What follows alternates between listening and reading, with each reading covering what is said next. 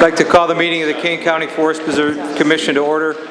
Ask that we stand for the Pledge of Allegiance and have Commissioner Vasquez lead us in the pledge.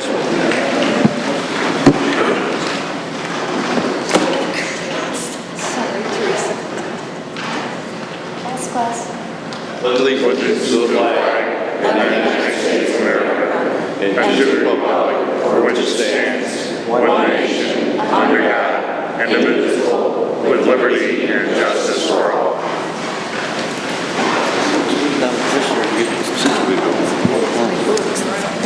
Pat, please call the roll.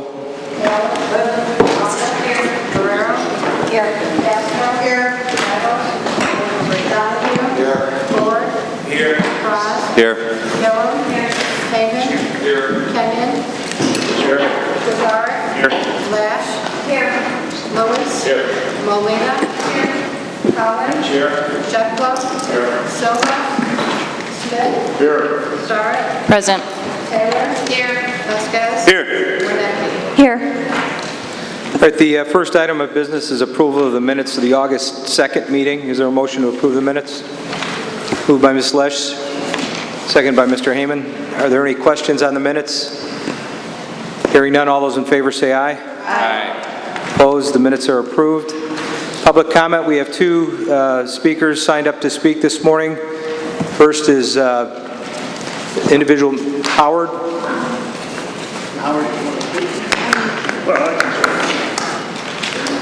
If you could please state your full name for the minutes and your address. Sure, and then sure. You have the floor for 3 minutes. Okay, that's fine. My name's Howard Coop. I live at 1135 Barkston Lane in Aurora. And that is a over 55 community. Our concern, and we have a tax task force.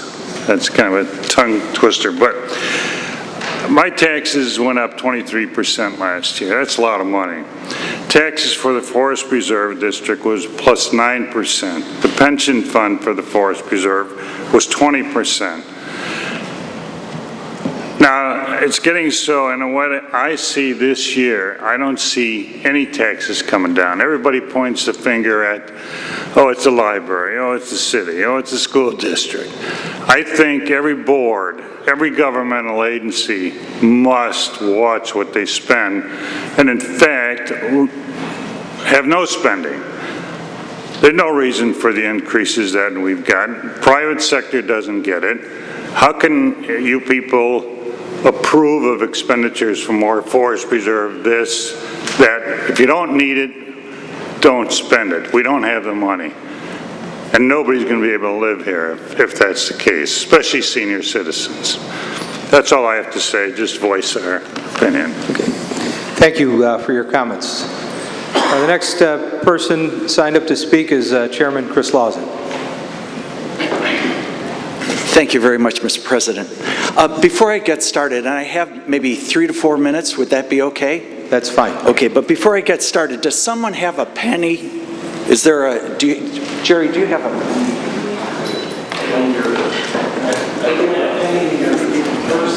That's all I have, Mr. Chairman. Yeah.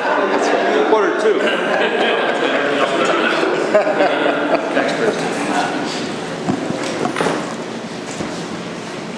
Okay, thank you very much. First of all, I'd like to thank all of you for your good work on the Forest Preserve. My understanding is that you're going to be considering a property tax levy increase during today's meeting, and I'm here to ask you to either vote no or at least to delay the vote so that we can generate some more options that don't involve a property tax levy increase. This $1, we're given about 8 to 9 million of these in the Forest Preserve, from what I understand of the budget so far. You spend these to buy a lot of good things. Open space, competent staff work, and I am in favor of appropriate raises. For 1.5 of these, in comparison to this, You can buy yourself a disproportionately large amount of goodwill for one more year.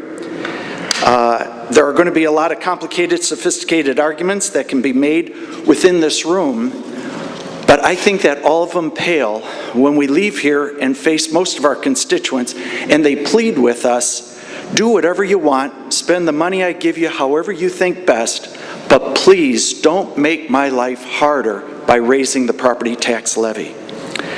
In listening to several of you on this subject, some of your constituents are fortunate enough to have so much money, which I celebrate. I don't resent it. I celebrate success, that property taxes don't cripple them. But 21 years of listening to most people, they say that they just can't afford to have more in their property taxes. You know, if it was a voluntary process, we could choose either to put it in or not put it in, I would say that'd be something different. But this is compulsory, and we know it, and whether I can afford it or not, I've got to pay those taxes. For 21 years, as I listen to people who call my office, I've said before that, the older fellas, they're usually hollering at me, and the older ladies, they're usually on the phone crying. I remember when my mom used to, she worked here in Geneva at the phone company for 19 years, answering 411. She used to go over to Gordy Volkman. Some of you might remember Gordy Volkman was a treasurer, but before he was treasurer of Kane County, he worked at the Aurora National Bank. She'd go over each year and she'd need to borrow the money to pay the property taxes and then have to pay them off during the rest of the year. My grandpa, who owned a small catering business, lived on Pigeon Hill on Leonard's Avenue. He used to come home, and when I'd be over visiting, he'd start talking back to the TV, and I'd go, "Grandpa, they can't hear you." And he'd say, "I built this house, I was the general contractor for it, and I've paid, all the mortgage off, and I still have to pay rent to live here." So naturally very concerned. Again, lots of complicated, sophisticated arguments about why we must raise the levy. The cruelest will be that it's only 1.7%, only 1.5 of these. But that's the best reason to freeze it. We only have to find 1.5 pennies. So here's my offer. Intergovernmental cooperation. I think in relationship to the $9 to $10 million of the forest preserve, the county government, it's about a 20 and a 5, so about $25. I say that we look at the whole picture as a whole. We try to generate some options for revenue, expenses, in the area where we should be.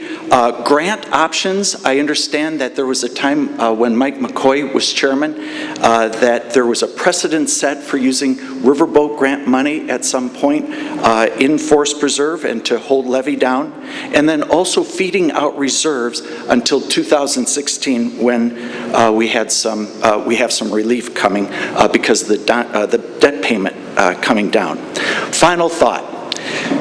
When all else failed in third grade, Sister Mary Margaret used to tell us over at Holy Angels, Chris, this is going to go on your permanent record. On a lighter side, that when folks vote for tax increases, those stay on our voting permanent record, and it's just not something that I know that all of us who consider ourselves fiscal conservatives want to go into facing our constituents and into the next elections with. So thank you so much. Thank you, Mr. Chairman. Lori, could you move that light? Yeah. It's like... Or off? It's like I'm on a beam. Right. Or just turn it off briefly. Thank you. Thank you. I see 4 dots now. All right, on to our agenda this morning. Our first item is approval of the bills. The bills for the August 2013. I'll move, Mr. Lewis moves, Ms. Castro seconds. Are there any questions on the bills? Hearing none, all those in favor say aye. Aye. Opposed? I'm sorry, we'll take a roll call on that. Apologize. Allen. Augur. Yes. Ferrero. Yes. Castro. Devos. Donahue. Yes. Ford. Yes. Frost. Yes. Skillo. Yes. Haven. Yes. Kenyon. Yes. Lazar. Yes. Lash. Yes. Lewis. Yes. Molina. Yes. Pollock. Yes. Sheffler. Yes. Silva. Yes. Smith. Yes. Starrett. Yes. Taylor. Yes. Vasquez. Yes. Oh, yes. All right, the bills are approved. Under bids this morning, we have 3 items. We'll take the first 2 together. First is Resolution 2249. It's a resolution authorizing a change order for carpentry work at Big Rock Campground. And the next is 2250, which is a bid for parking lot improvement at for ADA work. Moved by Mr. Kenyon, second by Mr. Froz. Discussion? Ms. Lesh? I'm sorry, thank you. Can you just explain a little bit more? I was reading through this, and it looks like, are we doing additional work into the bathrooms? Is this the bill for the bathrooms? No, this was already bidded work. However, Okay. when we got the 3 quotes, the lowest bidder was the contractor already on the site. So based on our regulations, that has to come through as a change order versus a separate contract. So it was already budgeted work that was planned for, and it was, we received 3 quotes. And then it's the same contractor doing this work then? Yes. Okay, thank you. All right, any further questions? Hearing none, Pat, please call the roll. Augur. Yes. Ferrero. Yes. Castro. Yes. Devos. Yes. Donahue. Yes. Ford. Yes. Frost. Yes. Gillum. Yes. Hayman. Yes. Kenyon. Yes. Lazar. Yes. Lash. Yes. Lewis. Molina. Yes. Pollock. Yes. Sheffler. Silva. Yes. Smith. Yes. Starrett. Yes. Taylor. Yes.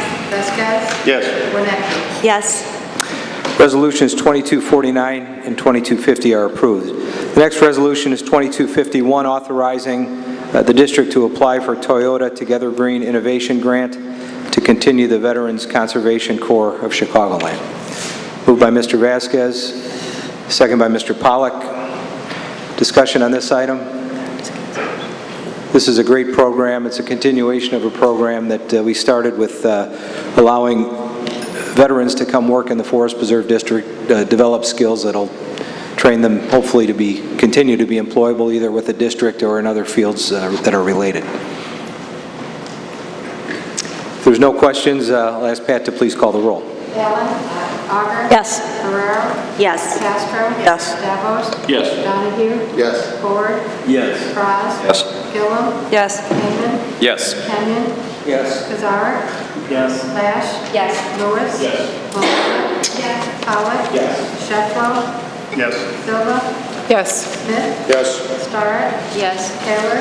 Yes. Vasquez. Yes. Winnicki. Yes. Resolution 2251 is approved.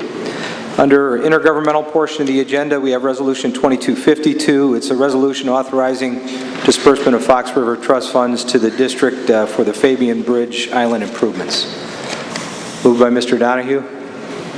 So moved. Second by Mr. Lewis. Discussion, this is the Fox River Trust Fund capital improvement fund that was created for the purpose of doing riverfront improvements, and this obviously meets that criteria. Where was it again? Fabian Forest Preserve. Again. All right, if there's no further questions, I'll ask Pat to please call the roll. Allen. Augur. Yes. Ferrero. Yes. Castro. Yes. Devos. Yes. Donahue. Yes. Ford.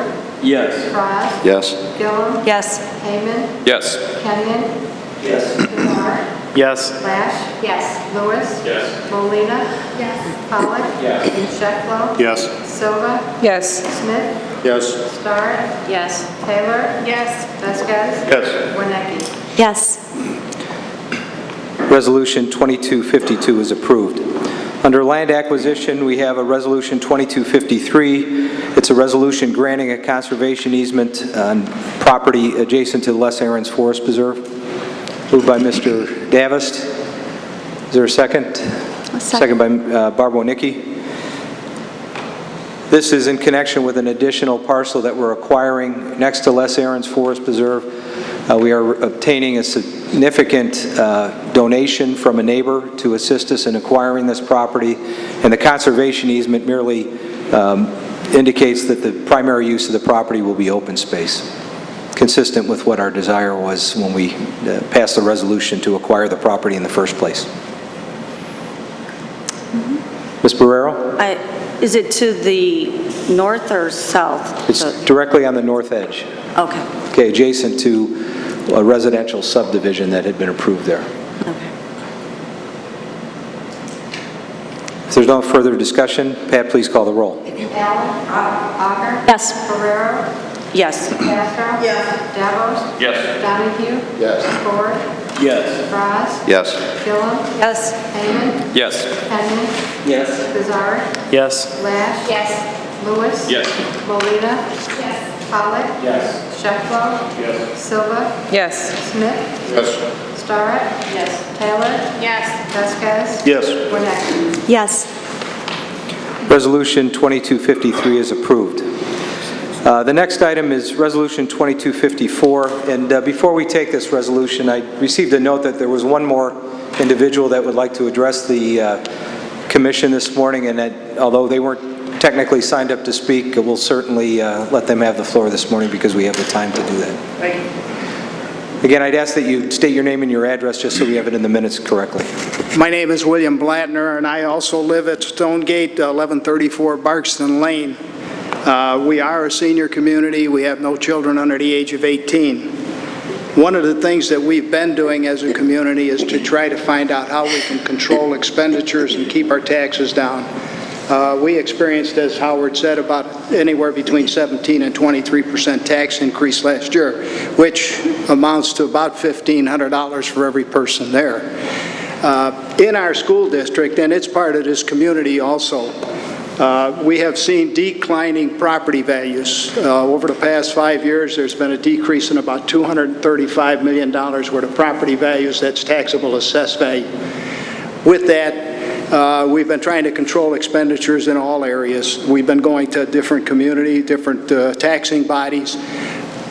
We are the only community that I can think of in Aurora that it's added value to the community. It's unfortunate a lot of us are on fixed income. We cannot afford to continue to pay increased taxes. Now this year again, from what I understand, the county assessed valuations are going to go down.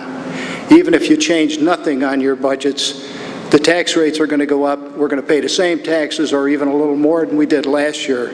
Many of us are on fixed income. We can't afford to continue to do that. Unfortunately, what happens in that circumstance is you start to kill off a pretty good community. People are going to start selling, property values are going to go down, and you're not going to create anything that's going to be worthwhile for the community. So we are asking that you kind of keep control of your expenditures, if anything, not increase them but decrease them. We're just in trouble over here. We just don't want to see our community go bad. Unfortunately, we have a situation in our community where we have tax values that are down. Just to give you an example, my tax bill for just the school district was $5,000. The balance of the people in our school district, which is about 80%, paid $1,700. So if you can look at that comparison, then that's based on home values. And home values dropped again this year. So even though people tend to think that if you get a decreased assessed valuations, your taxes are going down, that doesn't hold true. And a lot of people talk about the freezing of assessments for seniors. That also doesn't hold true in the declining, when property values decline. What happens is the people who froze them would freeze them higher. They ended up actually paying increased taxes when your values of property go down. So we've got a lot of different things going on in our community that we're trying to save our community. So with your help, and I appreciate all your help, I look in this community, I look at your board here, all of you are working, but just think about us, we're not. We've retired, we've worked our 50 years to get to where we are. We're just asking for your help. Thank you very much for the opportunity to speak. Thank you, Mr. Blattner. All right, now we have before us Resolution 2254, and before we begin discussion, I'll ask for a motion to approve Resolution 2254. It's moved by Mr. Vasquez, second by Mr. Donahue. Discussion, I'm going to open the discussion because I think it's important that given the comments this morning, and I've received a number of phone calls from commissioners regarding the issue and the position, that the Executive Committee has taken, recommending that we approve the budget as proposed with the levy adjustment of which would cost the average household less than $1 a year in additional expenses, 83 cents a year for the average household. I want to kind of paint the picture here because you have to understand this, the perspective is to the district's finances, budgets, and I would tend to characterize myself as a tax conservative, so it's coming from that perspective. Right now, the average household pays $195 a year to the Forest Preserve District for its operations. 81% of that is for debt service, for bonds that we've sold to acquire and improve property. Now, that 81%, which is $160 of the $195, was approved, basically mandated by the electorate through a series of 4 referendums, the average vote of which was over 60%. Okay, so we have a constituency in Kane County that compelled us and actually encouraged us to sell bonds to acquire and preserve property for a number of reasons. Environmental reasons, economic reasons. A number of the parcels we acquired were in areas where there was rapid school growth, and by our acquisitions we eliminated the need for additional schools. Just most recently we bought the Glenwood School property, which was zoned for 1,000 homes, which would require the construction of a new elementary school if it was developed. That would have been a permanent increase of roughly $100 per household in that district alone for schools permanently. And when the referendum was discussed publicly, it was a choice of paying an additional $10 a home for that referendum over a period of 15 years versus paying $100 in perpetuity for the school. And the voters said, let's pay the $10 and invest and preserve the property. So we have a situation right now where 80% of the revenue that we derive from property taxes is being allocated to pay off our investments. The other 19% we're using for operations. Now the practical challenge we have is we've gone from roughly 4,500 acres to now over 20,000 acres of property. Most recently, with the last referendum in 2011, we've added an additional 2,000 acres, and in that process also opened the Leroy Oaks Nature Center. A couple weeks ago we opened the Big Rock Campground, and we're scheduled to improve the 700-acre Bruner Preserve, improve and open that. And so with just with the 2011 to date, we've got about a 11 or 12% increase in our holdings, and in terms of opening properties, a significant additional burden in terms of operation. Now, what's proposed to us today, and what has come from Executive Committee, is an operating levy adjustment of 1.7%. Recognize that as a taxing body, the Forest Preserve District has one source of tax revenue, primary source, it's property taxes, unlike the county, which has multiple sources, income tax, sales tax, property taxes. And so we don't have the ability or luxury to pass the burden of the expenses that we have to incur off to income tax or sales tax. Just as a basis of comparison, I serve as the chairman of the Finance Committee at the county. We're working hard to keep our balanced budget and to freeze the levy there. But in doing so, the proposal right now has a general fund increase in spending of 4%, and when we get done with salary adjustments on an operating side, we're looking at roughly a 5% increase in spending there. Now, and that is taking a very fiscally conservative approach there, but we have the luxury there of having additional income tax and sales tax revenue that's been derived from the most recent improvement in the economy.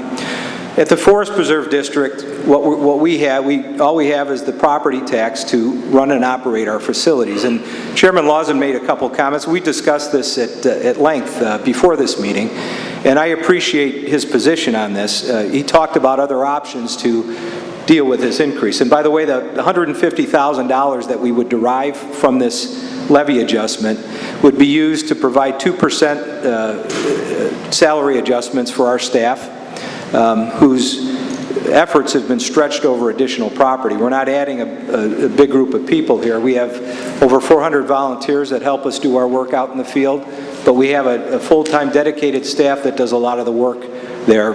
So it basically allows us to maintain that existing staff and to adjust their salaries. Now, over the past 4 years, I know you made a comment about private sector individuals not receiving pay increases, and I know that's true. You know, I work full-time in the private sector, and there's adjustments, different economics there. But at the district itself, over the last 4 years, the average increase in salary has been less than 2%. That's significantly lower than most of your other governmental agencies. In fact, school districts go look at their union contracts, look at the county union contracts and the adjustments we've had there. It's been significantly more than the less than 2% we've had here. So we've been conservative in terms of what we've been doing. We've been transparent.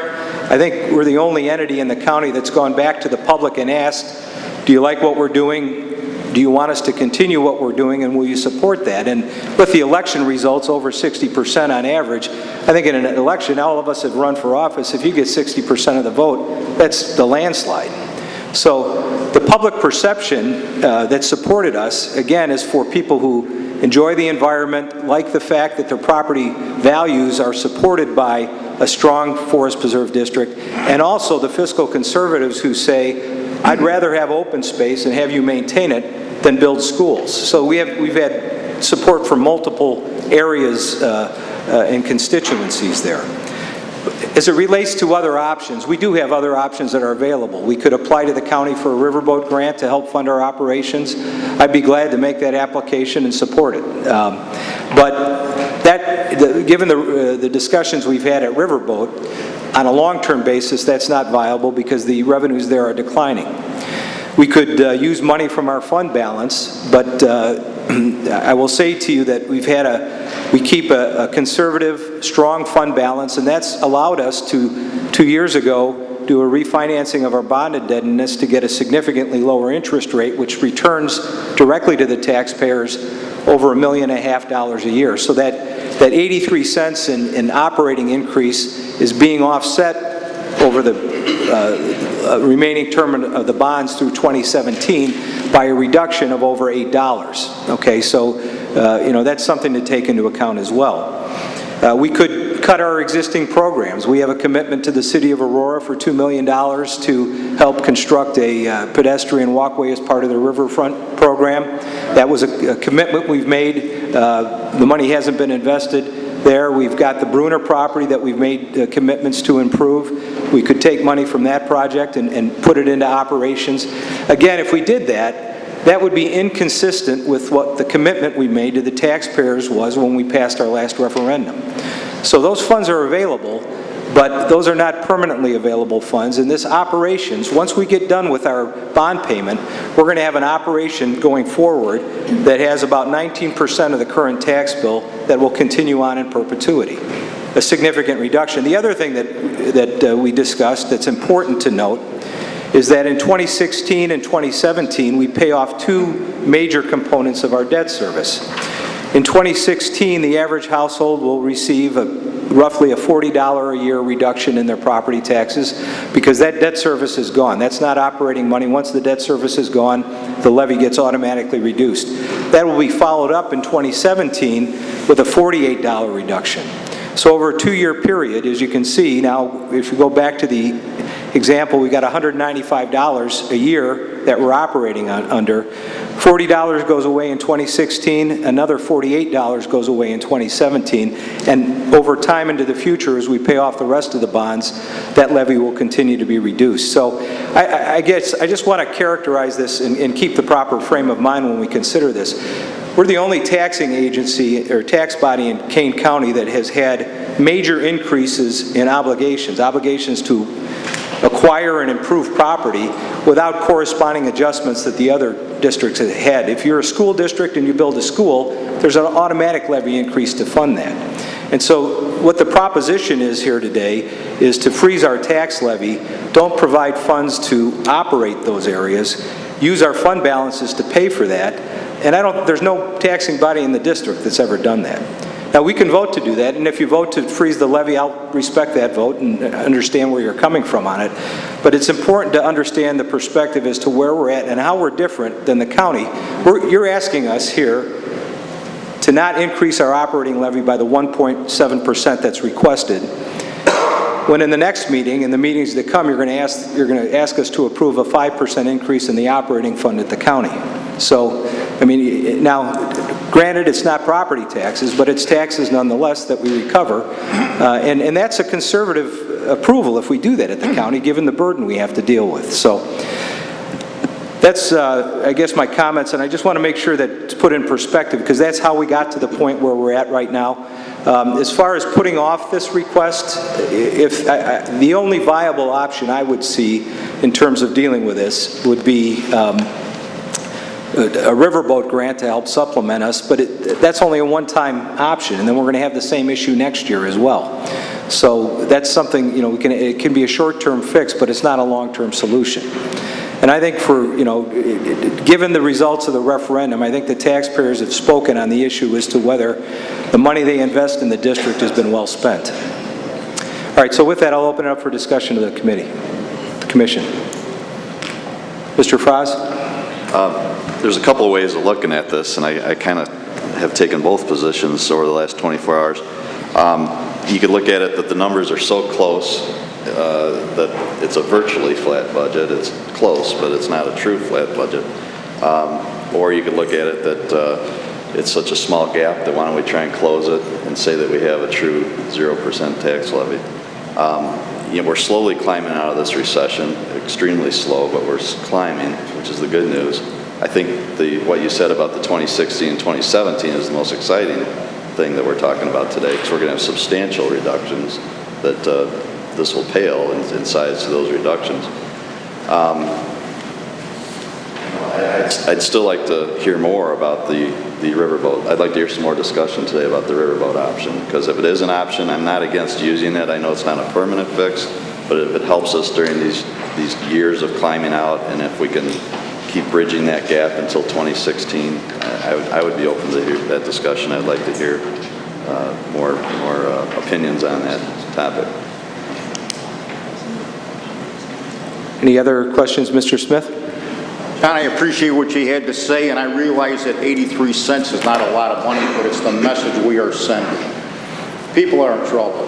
850,000 people left the state in the last 5 years. The number one reason, high taxes. We had 6,800 home foreclosures in Kane County last year alone. Things are not good for the taxpayers out there. I get an awful lot of phone calls from my taxpayers, and the next phone call that says we should raise taxes will be the first one. Ms. Allen?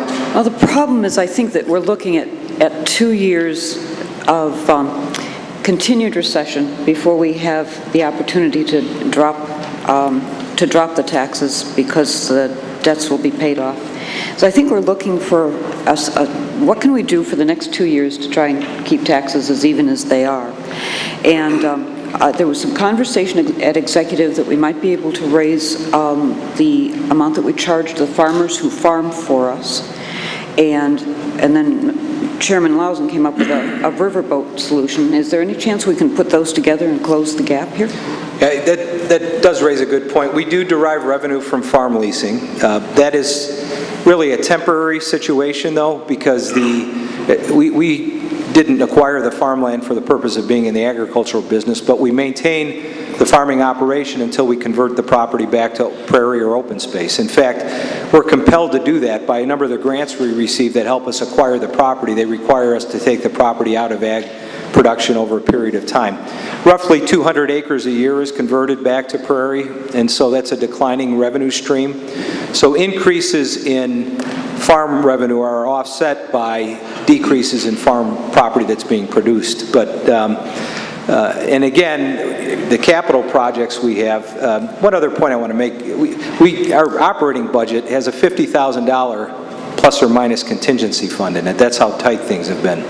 It used to be $150,000. We've reduced that over the time, and we've lived within that. But that every year there's a culvert that goes out or something that occurs on one of the trails, that's an emergency expenditure.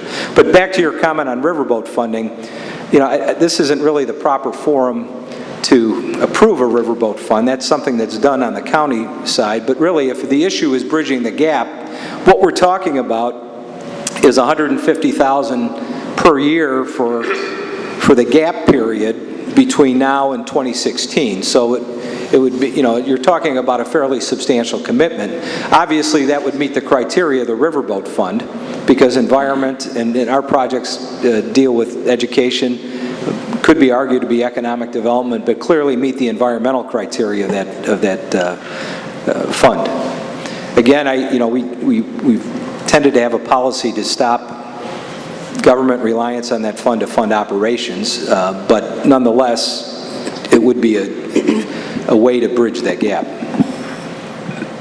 Mr. Lewis. I think, there's a number of issues here, but the fundamental issue is spending. And we can talk about the tax levy, we can talk about freezing the tax levy, et cetera. We can freeze the tax levy like Chicago might have done by selling Midway Airport. We could sell items. We could sell things off. We could drain our savings accounts, and we could freeze the levy. So I think it's important that we focus on the correct item, which is spending. And the issue, and these fine gentlemen before us are bringing this issue to us, it's spending. And there's conversation about equalized assessed valuation. We know it's going down. It's moving the tax base from rural more towards concentration in cities. It's a significant issue. I hear about it frequently. I represent an area that is having a major impact on the area that I represent. So when I look at my obligation here as a board member, my obligation is to look at spending, because that is the bottom line. And when there's an increase in spending, I search for reasons. I search for why is this absolutely necessary, and are there other ways to get around it. Now, I'm very proud to say that we did that year and a half ago. We looked at financing of bonds in the Forest Preserve. We made a substantial change, substantial savings to the taxpayer. It drove the levy down. Our spending is lower. This year, when you look at the budget, we are committed to putting agricultural land into prairie. And one of the most expensive items for that is the seed to plant. Very expensive seed, $60,000, kind of a number. And I ask, well, where can we cut? What can we do? And I have to tell you, we've maintained our spending. We've increased our acreage by 10%. And we're talking about a $150,000 increase here. And the fortunate part of it is that we all serve on a second governing board, Kane County. And the Forest Preserve is talking about a $150,000 increase in spending. Kane County is talking about a nearly $4 million increase in spending. I mean, it's the largest increase in the last 6 or 7 years. I mean, it's incredible. It's outrageous. And that, I mean, to say that we're not going to increase the tax levy at the county and increase our spending by $4 million, I mean, it's not apples and apples. So when we look at this vote today, we have to look at it in terms of spending. And $150,000, in my view, is a fair amount of a spending increase. The overall balance of the taxpayers' money that they paid to the Forest Preserve is lower than it was 2 years ago. and it's going to be lower 2 years from now. And so I'm comfortable in my skin voting for a $150,000 increase. And I have to tell you, I'm going to take this same approach, this same scrutiny forward in my future votes. And I encourage all my board members to do the same. So I will vote yes on this $150,000 spending increase, and I'm comfortable doing that. Ms. Silva? Good morning. Mr. Lewis, I really respect your train of thought, and it's actually triggering some more thoughts in my mind. I believe that my first duty is to listen to the will of my constituency. And although I have not polled each and every one of my constituents, I feel that the overwhelming evidence is that they would ask me to continue to hold the line on taxes. I understand the predicament that we're in operating, as far as operating concerns go. But as a commissioner, as a board member, I don't feel that we've given enough thought, or maybe it's my fault for not having been as involved in these conversations as I should be. But on a personal note, I do not feel I have given enough thought to other avenues other than increasing the levy. So I will be voting no. Thank you. Ms. Wodnicki? John, I'm going to quote Brooke McDonald from the Conservation Foundation. And every dinner and luncheon that I attend through the Conservation Foundation, Brooke stands up and says, open space is the ultimate tax cap. And he is correct, because with open space, we don't have to build new schools. With open space, we don't have to build new roads and infrastructure. And we're in a tough economy, and I find a lot of my constituents can no longer take vacations. So I will quote another word from the former director of the City of St. Charles Park District. He threw out the word staycation. People stay home, people want to go out and picnic with their families in our forest preserves. We have tremendous opportunities. We have now Bruner at the north end. We have community gardens at the south end. Brewster Creek, Johnson's Mound. I hope everybody here has been to Johnson's Mound. It's an incredible forest preserve. We have our new nature center. We have a new campground. These are great opportunities, and we have exquisite and wonderful staff that if you go to any of our forest preserves, they're well maintained, they're well groomed, our buildings are well maintained. All these things do take money, and I think truly for $1 per year, I think it's important that we support this levy today. That's all. Thank you. Mr. Donahue? Well, this is a tough one. You know, I've listened to both sides of the issue, and I respect both sides and respect the comments that Chairman Lawson has made, and I respect the comments that President Hochscheid has made, and it's really, the arguments are equally as strong on either side, so that just brings me down to having to represent my district. And in doing so, I look at the referendum votes over the last 4 referendums that came out of District 11, and they're some of the highest in the county, along with I think maybe your district as well, John. And I think my constituents want that open space. I think they recognize the tax savings that they're deriving by not building schools. I think the best analogy, although it's in my neighboring district to the north, is the Glenwood School property, where those taxpayers would have paid $100 a year in perpetuity versus $10 or $20 a year for 15 years. You know, the other thing is form over substance here. I know, and I appreciate your comment, TR, about the message. I really do. I understand that. It's the message. It's not the amount, but it's the message. But the message is the form of the matter. It's nice to say we froze the levy. But at the same time, the substance of the matter is the 83 cents a year that we're talking about, compared to the benefits that my constituents voted for when they approved the last 4 referendums. Now, I apologize to the board members because my birthday is this month, and I'm supposed to bring in donuts. Where are they? I forgot to bring in the donuts. I'm sorry.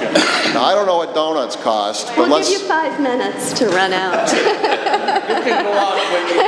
I don't know what donuts cost, but let's just say I saved 20 bucks today by not bringing in donuts.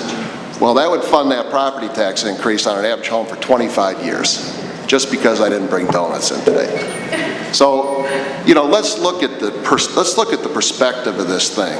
And let's not be, it's easy to be political and just say, politically we shouldn't raise this. But come on, in reality, we're talking about a very reasonable amount of operating expenses, particularly compared to the orders of magnitude greater amounts of land that we've acquired. And so for those reasons, I'm going to support the vote today. Ms. Sterrett? Yes, thank you. What he was saying was very interesting about all the different issues that have been brought up today. I have enjoyed listening to them. As you say, you start thinking about what everyone has said, and you say that's a valid reason. The thing in my mind is that when I walked around to my constituents, I went door to door, I talked to them just like you all did as well. And the number one thing on every single person's mind was taxes. Please do not raise them. If you can freeze it, please do. If you can lower it, even if it's a small one, because in their mind, it just continues to escalate. So from every single person that I met that said, please do that, I'm going to be voting no for this. Just one comment, and I'll obviously allow the rest of the commissioners to speak as well. Just keep this in perspective. This proposal is a 1.7% operating increase. I would challenge anyone to find any governmental body in the county that's proposing anything less than that, okay, number one. County, as Mr. Lewis indicated, is probably going to be 3 times that when we get done. Second issue is, you have to keep that in perspective on top of the fact that we have now 10% more property to maintain. Show me a governmental entity in the county that has a 10% increase in responsibility in terms of ownership and maintenance of property that has reduced or frozen its budget. You won't find it. If we annexed 10,000 acres in Kendall County or whatever, 10% more, and increased our holdings as a county by 10% and had to patrol that from a sheriff's deputy standpoint, there would be automatic increases for spending to cover that cost. It would be automatic. It wouldn't even be debated. Yet we've been able to do it within the 1.7% here. So just that's important that you understand that, I think. Mr. Pollack. Thank you, Mr. President. I appreciate the passion with which you're defending this. I know you understand this. Mr. Lewis, Mr. Donahue, the people that have spoken in favor of it, I appreciate that. And I do understand. It does seem like a small amount. And I'm not, I don't think there's negativity with that. To answer quickly the question, I believe the Oswego Land Park District, and I know we're not comparing apples to oranges here, they're a lot smaller than we are, but I believe they cut their tax levy 10% last year. So there are governmental bodies that have, but we're not, that's not the point of my argument. The temporary nature of this, we've mentioned the 81% of this increase comes from the debt service, from referendum that's gone to the people. I don't think anyone in this room is questioning that. You're absolutely right. Large majorities of people have voted for that, have voted for the 80%. We're looking at that 19% part, the operations part. I know we don't put every vote, every spending of every dollar to the people. We don't do that. That's not how democracy works. They elect us to make those decisions. However, that 20%, we haven't given the people an opportunity to say if they want to raise their taxes. We have members of the public that have come today to say that they don't want that to happen. One of my constituents is here. He spoke, Chairman Lawson. I know some other people have constituents in this room that spoke. I knocked on 2,000 doors within the last year. And as Ms. Sterrett said, people said, please, please, please. One thing I ask you, don't raise my taxes anymore. I like living in my neighborhood. I want to stay here. I like Aurora. I like Kane County.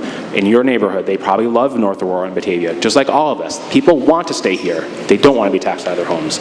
So if we're looking at that temporary solution we keep talking about, we're looking at 2014, 2015, 2016. $150,000 here, $150,000 one year, $150,000 the next year. If we have that temporary solution, you're right. Draining surplus or draining reserve funds isn't the best thing we want to do.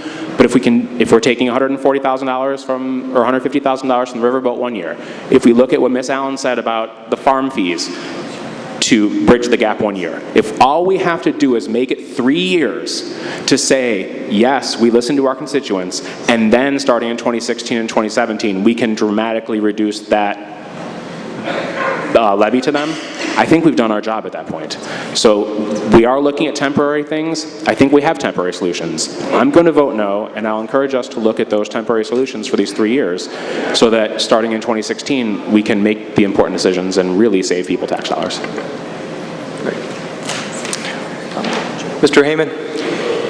John, I look at the fish pantry up north. They used to have about 150 families they were feeding. Now it's over 500. And I've got one of the poorest sections. Mike, you might have a lot of people with money where you're at, but up north, no. And I know, and I want that Bruner property to get something, but if it, push comes to shove, I'd rather hold the line, see if we can find it someplace else. If we can just redig through everything and see if there's something somewhere else. Ms. Auger? Thanks, John. I appreciate all the comments that everybody has, and what I want to go on my permanent record is that I'm fiscally responsible. I'm actually torn with this one because I live in the Bruner Farm District, and my people have been waiting since 2008 to get this Bruner Farm open. I'm inclined to vote for this. However, I also have constituents that say, don't raise my taxes, don't raise my taxes. This is very difficult, and I don't think the taxpayers really understand the pressures we're under to do our jobs correctly and to toe the line. This is difficult. Thank you. Mr. Frost? I think Brian's summation was excellent of our discussion, and it does boil down, as we've talked about, it's a tiny amount in the overall budget process, a tiny percentage, but it does symbolize a lot. My question is, what would the repercussions be? Do we have to pass this today? What would be the repercussions of a 30-day delay in passing this budget to look for a bridge to bridge that $150,000 gap? Well, to answer technically, I think we could defer this for 1 month if there was a commitment, but in evaluating the options based on the discussion, and I really appreciate the discussion here. Everyone here is passionate about what they're advocating for, and the constituency here, I think, is a good cross-section of what we have, in terms of what our constituents are. The options we have would be to approve this as presented and then move forward, and then we would go through the standard cycle of getting the budget prepared, the levy prepared, and go forward. Another option would be to vote it down and then direct our staff to reduce the proposed budget by that amount and make the appropriate adjustments, either using fund balances or cutting services or reducing staff. We can figure out a way to do that. That's something that, if the direction is given, certainly we'll follow it. Another option would be to table this for a month, bring this back next month, and make a request to the county to provide for funding through the riverboat, because I think that's the one known available source of funds that is there. And if the will of the county board was to approve that, I would say it shouldn't just be for a one-year basis, because if we're talking about bridging the gap here between the 2013 and the 2016, where we have that reduction, it would be a multi-year deal. And there are funds available there, certainly, to cover that. Then we could consider that as an option as well. Again, that's not a permanent available revenue source, but it would be a short-term gap. Mr. Davis? Well, I don't think there's anybody here that's not sensitive to the idea of taxes. I think as we've walked, we've all heard it. Help me with my taxes. We've talked about spending and everything. And we're dealing with annual budgets. But we've also here on the forest preserve side been charged with being stewards of something bigger than that for, that affects generations in their future. So I think that we lacked maybe just a little bit of emphasis on a bigger picture perspective, the refinance of the bonds. Absent that, I think my choice would be very easy. I'd say, we can't take the increase. We have to answer to these folks and say no. But we do have that, and it is a substantial offset. So if you look at this in a larger picture, in a bigger perspective, I think we have delivered. I think we have done what we can to ease the burden and are continuing to. And the bridge, as you say, John, is very evident from, in 2016 and 17. But we have an offset even now. I think we are being fiscally responsible while still being stewards of the open space for future generations and doing everything we can to keep this burden minimal. So don't get caught up in the symbolism of an annual budget when you actually can look at an overall bigger picture that you have done the right thing. You have delivered. Mr. Vasquez? Thank you, Mr. Chairman. Just from a historic perspective and, talking, Mr. Lawson mentioned earlier, it's on your permanent record. Last year, all of you guys, with the exception of Monica Silva and myself, voted in favor of the increase last year. So that's on your record. Right. Second, if we're going to do the right thing and not take this increase here at the Forest Preserve, are we going to do the right thing at the county? The 5%, are we going to reduce the levy to offset the increase in income at the county? That's the question I have for all of you. Because if you're really concerned about the constituents and want to help them out, we'll give that money back. All right, is there any further discussion? Mr. Kenyon. I'd like to throw the two cats in the bag in the middle. I move that we table this for 1 month, come back with a different proposal, see if we were satisfied. I do believe we need the money. I do believe we owe it to the county. But we also owe it to ourselves. It's become a very political issue.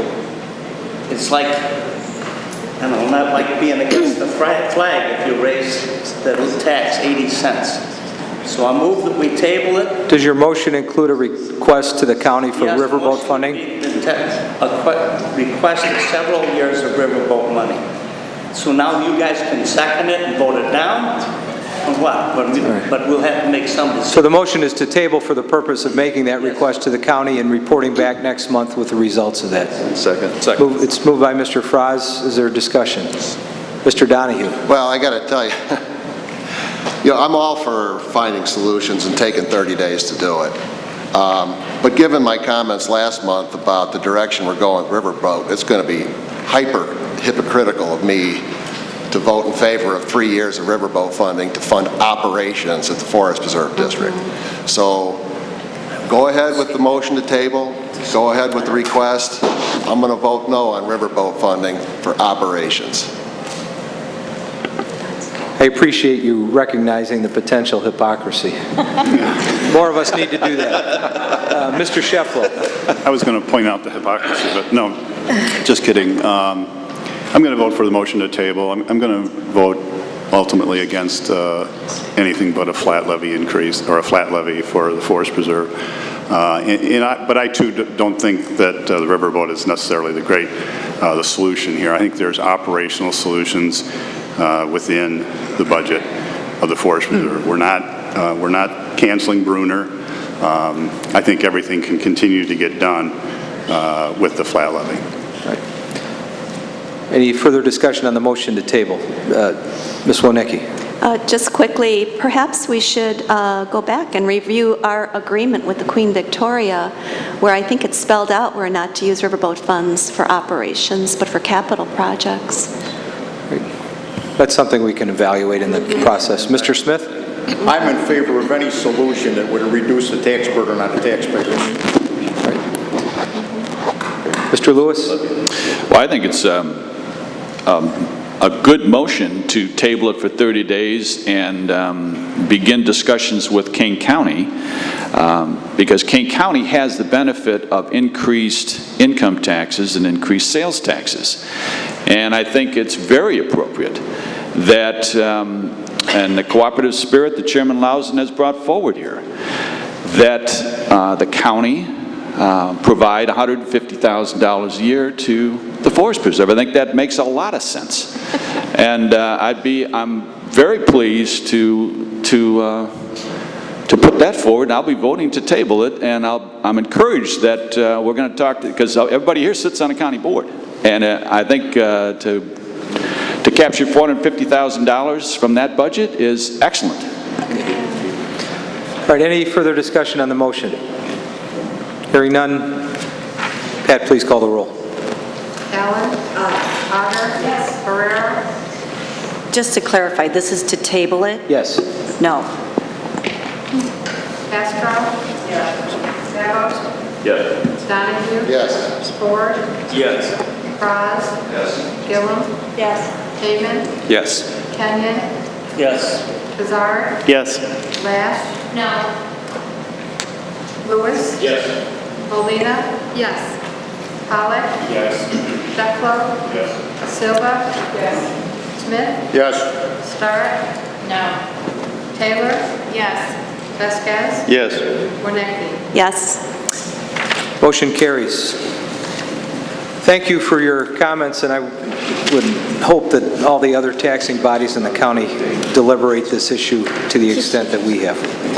All right, with respect to the rest of the agenda, there is no further business today. We do have an event for the IAPD at the end of the month. Monica, do you want to mention that? Sure. Every year, the Forest Preserve District participates with a program through the Illinois Association of Park Districts called the Best of the Best program. So we compete with other Forest Preserve Districts, conservation agencies, and park districts on award programs. We've received 2 awards this year. One is the Green Practices Award for a variety of things, one of which is our green team that proactively seeks greener and more efficient ways of doing things throughout the organization. We also have received a partnership award with the St. Charles Park District for the River Bend project that opened last year. And thirdly, one of our own commissioners, Barbara Wonecki, will be receiving her 15-year service award that evening. It's on Friday, September 27th. We have a table, so if you'd like to attend with us, please call myself or Ellen, and just let her know you'd like to join us. Okay, we have no need for executive session, so I'll entertain a motion to place on file the department reports. Moved by Mr. Ford, second by Mr. Hayman. All those in favor say aye. Aye. Opposed? Motion carries. Motion to adjourn. Moved by Mr. Kenyon, second by Mr. Hayman. Should have the Barbara Wonecki started when she was 5. That's right. That's how she... All those in favor say aye. Aye. Opposed? We are adjourned until October 8th.